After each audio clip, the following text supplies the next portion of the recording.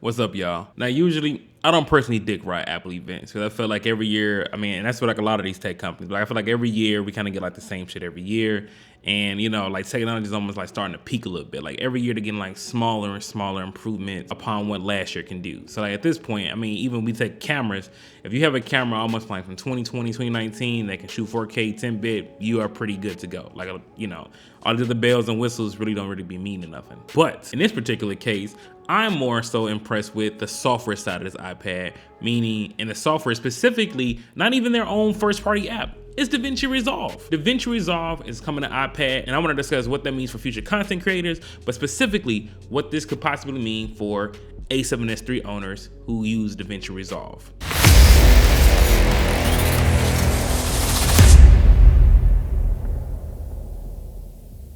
So the new iPad is coming out with the new M2 chip. The new M2 chip can be found in the new MacBook Air models and the new MacBook Pro models. Now the MacBook Pro didn't change much, but the MacBook Air did. But the fact they're putting an M2 chip inside the iPad for those content creators who like always on the go, and I know actually quite a handful of creators, specifically photographers, who actually use their iPads to edit their photos and like do stuff like on Photoshop. And if I'm not mistaken, there's almost like actually easier functions or more functions on the iPad version than there is on the computer version of the respective softwares. Now, I'm pretty sure this will not be the same for Davinci Resolve, but nonetheless, I do feel that the iPad Pro gives content creators who are on the move, on the go, who maybe can't afford like a bigger computer, something like a Mac Studio. I do feel like this gives them an opportunity to get professional hardware at the tip of their fingertips. Now, let's move on to the big thing, the thing I really care about. I'm not gonna drag this video on longer than it has to be. Davinci Resolve coming to iPad, right? I think I'm gonna be honest with you, this gives me hope because number one, it shows how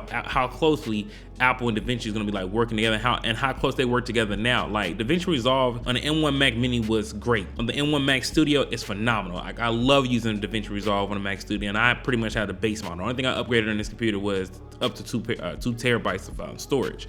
But other than that, I have the base model Mac Studio, and it runs phenomenally well, better than what I could have asked for. But I'm thinking that, and this is just a thought. This is just me assuming. First of all, let's back up real quick. The fact that Apple let Davinci Resolve beat them at putting their own editing software on their own devices is kind of crazy. Like the fact that the iPad has not come out with a Final Cut Pro version for their iPads or any of the other devices besides like their Mac computers is mind-blowing. But Davinci Resolve said, don't worry about it, fam. I got you. Because we know people like to use that shit more than y'all anyway. But as an A7S3 owner, why does it specifically excite me? Because I feel that if Apple is working this close to Davinci and kind of giving them the keys to the park, like, yo, come on through, bro. You know what I'm saying? The Apple world is your oyster. There's a huge possibility that we may see ProRes RAW on Davinci Resolve in the future. And I firmly believe this. I feel like if Apple is getting this close and just because of how well Apple ProRes works on Davinci Resolve, I feel that Apple ProRes RAW will actually come to Davinci Resolve in the future. For those who don't know, you can't, you know, if you have an A7S3, but you don't use Final Cut Pro, you know, you don't really use ProRes RAW. Now, there are converters out there. I actually purchased one. I'm gonna make a video about it. Make sure you subscribe to the channel. Also, like the video if you already feeling the content so far. Please, it helps me out. But I do plan on doing a video about the converter I used to use to transcode ProRes RAW into Cinema DNG. Now, granted, it did work. There were just a few things and colors that just was not matching up. And the benefits I was getting, it just wasn't a direct one-on-one comparison. And even trying to use Apple ProRes RAW and Premiere Pro, sometimes I was getting hiccups. So I'm just like, okay, I just can't use Apple ProRes RAW, which sucks because my camera's able to do it. But if Davinci Resolve is getting ported over to the iPad, there's a huge possibility. I mean, and this is me reaching for the stars right now. Like that's a reach, I know. But there's a huge possibility that Apple ProRes RAW can come to Davinci Resolve. And I feel that if you are an A7S3 owner, baby, just be patient. I know we've been seeing all these cameras come out with internal RAW and all that. I'll be the first to tell you, like, RAW is dope, but, you know, don't get all in your head. It's dope, but 10-bit is still good. Let me get my teeth. Also, even though Lens Rental is not a sponsor of this channel, they do rock with your boy, and I do rock with Lens Rentals. If you actually want to rent the A7S3 out yourself and test this ProRes RAW capabilities out for yourself, if you use the coupon code Brooks15, you get 15% off your next rental through lensrental.com.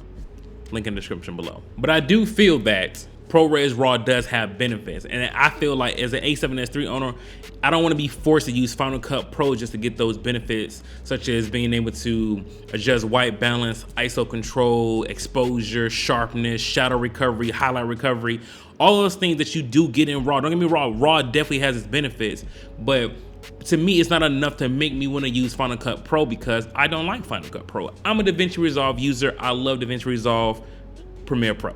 But I'm curious to know what you all think. Do you all think that Apple ProRes RAW has the potential to become being able to be used on Davinci Resolve in the future?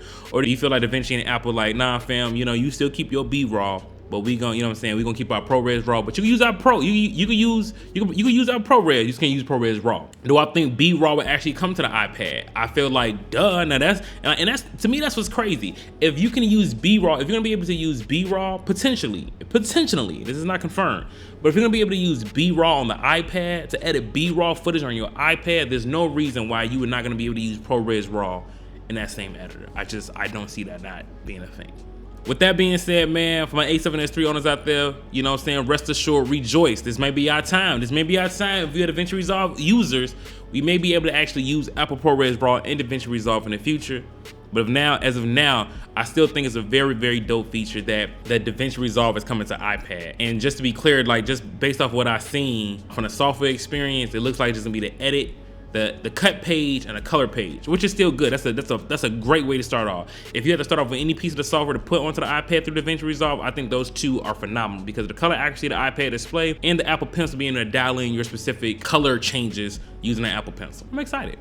It's your boy Sean B, man. Follow me everywhere on Instagram at Brookssmedia. That's Brookssmedia with 2 S's. If you want to add the S, you ain't spelling it right. And I'm out, man. Deuces.